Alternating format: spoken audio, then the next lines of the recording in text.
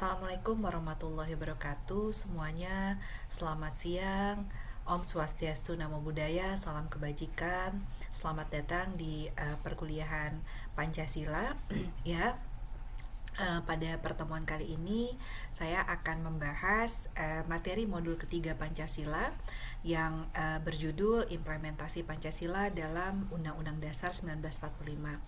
Materi yang akan saya terangkan adalah materi yang sifatnya singkat ya, karena berbentuk PPT. Nah, untuk materi yang lengkap nanti Anda bisa baca di modul dan juga video-video ataupun artikel yang sudah saya upload di e-learning. Oke, kita mulai saja. Ya. Nah, ini adalah mukadimah pembukaan Undang-Undang Dasar 1945 yang sudah disahkan oleh PPKI tanggal 18 Juni tahun 1945 ya. Nah, di sini kita akan belajar apa sih keterkaitan antara Pancasila dan Undang-Undang Dasar 1945. Nah, apabila kita belajar keterkaitan Pancasila dan Undang-Undang Dasar 1945, kita harus menyimak gambar ini terlebih dahulu. Nah, ini adalah piramida bagaimana hubungan antara Pancasila dengan pembukaan Undang-Undang Dasar. Nah, di sini Pancasila berperan sebagai cita hukum atau dasar ideologi. Salah satu piramida bagaimana hubungan Pancasila dengan Undang-Undang Dasar. Pancasila sebagai dasar ideologi, atau kalau kita lihat gambar di sini, Pancasila adalah sebagai norma dasar atau cita hukum atau dasar moralitas dari seluruh hukum yang berlaku di negara kita. Nah, itu adalah secara filosofis. Jadi secara cita hukum kita, hukum yang berlaku, baik itu hukum tertinggi yaitu konstitusi ataupun hukum-hukum di bawahnya yaitu undang-undang dasar maupun undang-undang, peraturan, perpu dan lain sebagainya harus berdasarkan nilai-nilai Pancasila sebagai cita hukum. Nah, kemudian cita hukum Pancasila ini harus secara legal formal ada di dalam dasar hukum tertinggi. Jadi tidak hanya di dalam kaitan filosofis saja, tetapi secara legal dan formal, secara tertulis harus ada di dalam hukum yang tertinggi. Nah, hukum di Indonesia yang paling tinggi itu adalah Undang-Undang Dasar Negara Republik Indonesia atau kita sering sebut konstitusi. Nah, konstitusi ini adalah dasar hukum yang mempunyai di mana substansinya ini tercermin di dalam hukum-hukum di bawahnya. Nah, Pancasila di sini, di manakah letak Pancasila di dalam dasar hukum tertinggi kita secara yuridis, secara legal, secara formil? Nah, jawabannya adalah di dalam alinea keempat Undang-Undang Dasar 1945. Ya. Nah, kita akan baca nih. Anda tahu bahwa pembukaan Undang-Undang Dasar itu ada 4 alinea. Nah, di manakah letak Pancasila sebagai dasar norma hukum secara legal formal, secara yuridis, yaitu di dalam alinea keempat Undang-Undang Dasar 1945. Kemudian daripada itu, untuk membentuk suatu pemerintahan negara Indonesia yang melindungi segenap bangsa, ya. Kemudian seluruh tumpah darah Indonesia untuk memajukan kesejahteraan umum, untuk mencerdaskan kehidupan bangsa, ikut melaksanakan ketertiban dunia yang berdasarkan kemerdekaan, perdamaian abadi, dan keadilan sosial.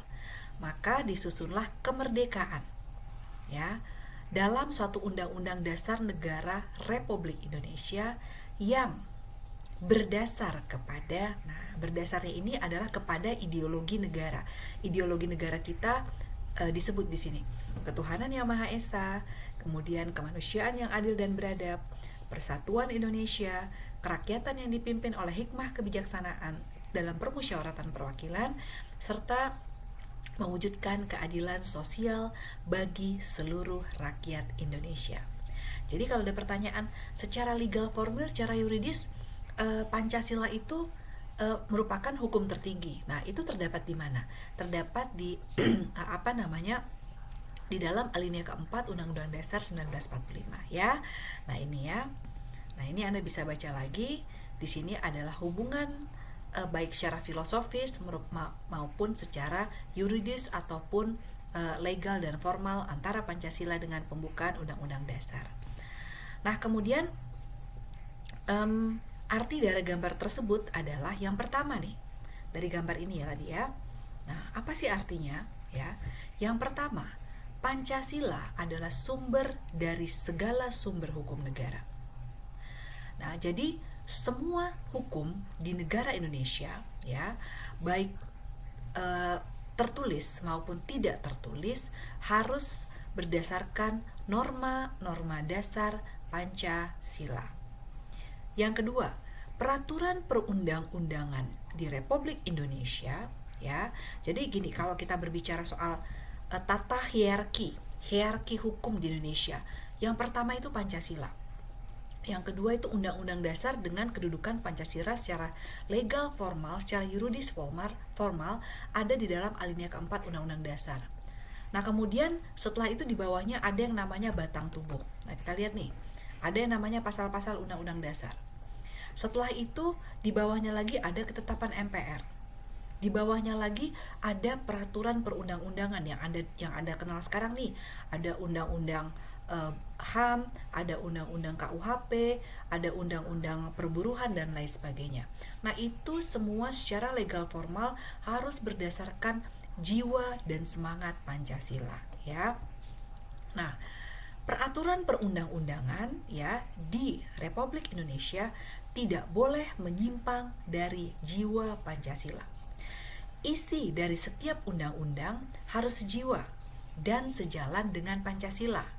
Dengan kata lain, kalau memang ada yang tidak sejalan, maka bisa digugat ke Mahkamah Konstitusi, bahkan bisa dibatalkan. Sudah banyak sekali undang-undang ataupun pasal-pasal di dalam undang-undang yang dibatalkan oleh Mahkamah Konstitusi karena tidak dianggap bertentangan dengan nilai Pancasila atau Undang-Undang Dasar ya. Kira-kira apa ya hubungan Pancasila dengan Undang-Undang Dasar?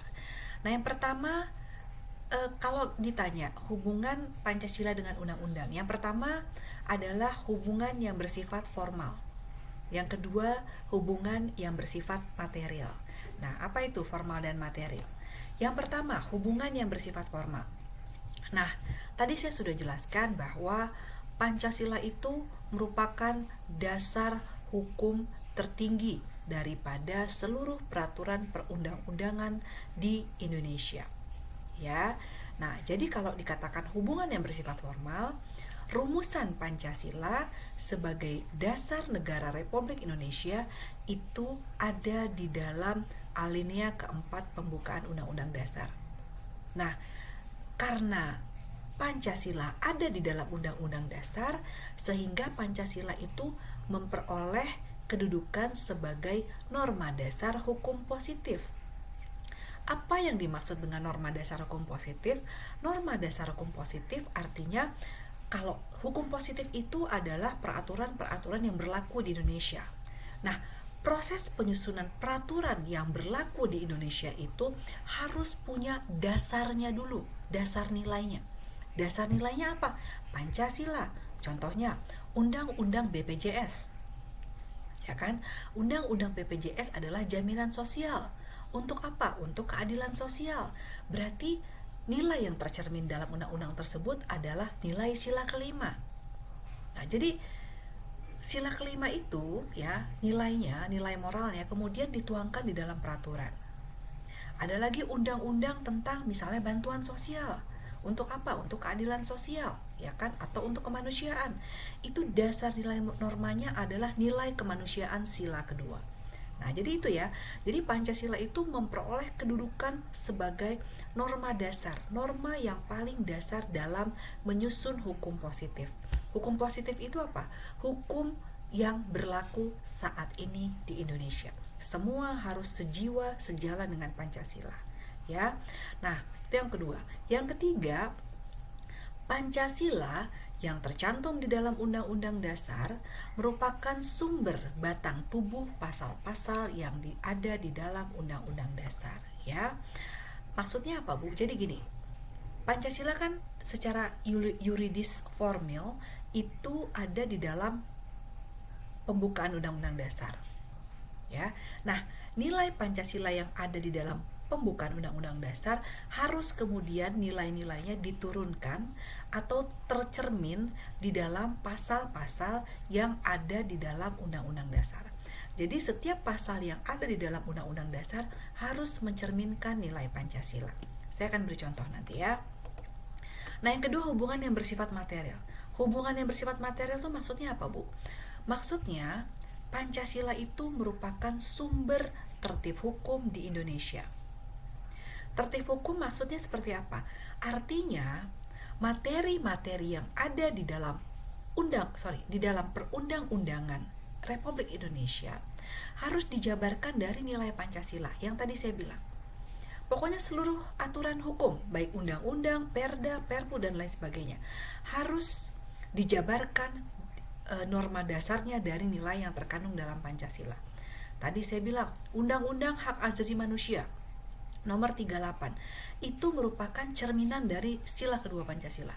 Undang-Undang BPJS cerminan dari keadilan sosial Pancasila. Undang-undang tentang bela negara, ya, itu merupakan cerminan dari sila ketiga. Nah, kira-kira seperti itu, ya. Nah, jadi dalam Undang-Undang Nomor 12 Tahun 2011 dikatakan Pancasila merupakan sumber dari segala sumber hukum negara. Setiap materi muatan peraturan perundang-undangan yang nilainya bertentangan dengan Pancasila itu bisa dibatalkan oleh Mahkamah Konstitusi, ya. Nah, kira-kira contohnya seperti apa sih pasal-pasal dalam Undang-Undang Dasar yang mencerminkan nilai Pancasila? Nah, ini kira-kira seperti ini. Pancasila ada di dalam pembukaan Undang-Undang Dasar. Nah, kita tahu Undang-Undang Dasar itu terdiri dari dua bagian. Yang pertama, bagian pertama adalah pembukaannya, yang isinya tadi tuh 4 alinea tadi. Yang kedua, bagian batang tubuhnya. Batang tubuhnya ini adalah yang berisi pasal-pasal nih. Nah, pasal-pasal inilah yang harus mencerminkan nilai Pancasila. Contohnya, pada pasal 29 dikatakan negara berdasarkan ketuhanan yang Maha Esa. Nah, ini kira-kira mencerminkan nilai sila keberapa? Sila pertama. Pasal 29 ayat 2, negara menjamin kemerdekaan tiap-tiap penduduk untuk memeluk agamanya masing-masing. Ini merupakan cerminan sila keberapa? Sila pertama Pancasila. Nah, jadi Anda bisa lihat, ya, hubungannya secara formal dan juga material, ya, bahwa memang kalau kita baca nih kalimat ini memang mencerminkan nilai Pancasila, kalimat-kalimat yang ada di dalam pasal ini. Kemudian contoh yang kedua, di dalam pasal 31, setiap warga negara berhak mendapatkan pendidikan. Nah, ada juga negara menghormati memelihara bahasa daerah, ya. Negara memajukan kebudayaan nasional di tengah peradaban dunia. Nah, ini merupakan pasal-pasal yang ada di dalam Undang-Undang Dasar. Ini cerminan sila keberapa? Cerminan sila kedua Pancasila. Nah, itu contoh yang kedua. Contoh yang ketiga, pasal 1 Undang-Undang Dasar mengatakan negara Indonesia adalah negara kesatuan yang berbentuk republik. Nah, ini mencerminkan sila keberapa? Mencerminkan sila ketiga Pancasila. Nah, kira-kira seperti itu, ya. Kemudian pasal 6A, presiden dan wakil presiden dipilih langsung oleh rakyat, ya. Gubernur, bupati, dan wali kota dipilih oleh rakyat secara demokratis. Nah, ini adalah cerminan sila keempat demokrasi. Nah, jadi Anda bisa lihat, ya, bahwa setiap pasal-pasal yang ada di dalam Undang-Undang Dasar ini mencerminkan nilai Pancasila, ya. Kemudian keadilan sosial, fakir Pasal 34 di dalam Undang-Undang Dasar, fakir miskin dan anak-anak terlantar dipelihara oleh negara. Ini salah satu contohnya. Ini mencerminkan sila kelima. Nah, jadi Anda bisa lihat keterikatan antara Pancasila dengan batang tubuh Undang-Undang Dasar. Di sini kita bisa melihat bagaimana hubungan Pancasila secara secara formal dan secara material. Secara formal, Pancasila merupakan norma dasarnya. Secara material, isi dari pasal-pasal Undang-Undang Dasar ini tidak bertentangan dengan Pancasila, tetapi justru mencerminkan nilai-nilai Pancasila. Nah, kira-kira seperti itu ya materinya. Nah, ini adalah materi dari bahan tayang modul 3, Pancasila dan Undang-Undang Dasar. Semoga bermanfaat. Untuk materi lebih lengkap Anda bisa baca di modulnya. Terima kasih. Assalamualaikum warahmatullahi wabarakatuh.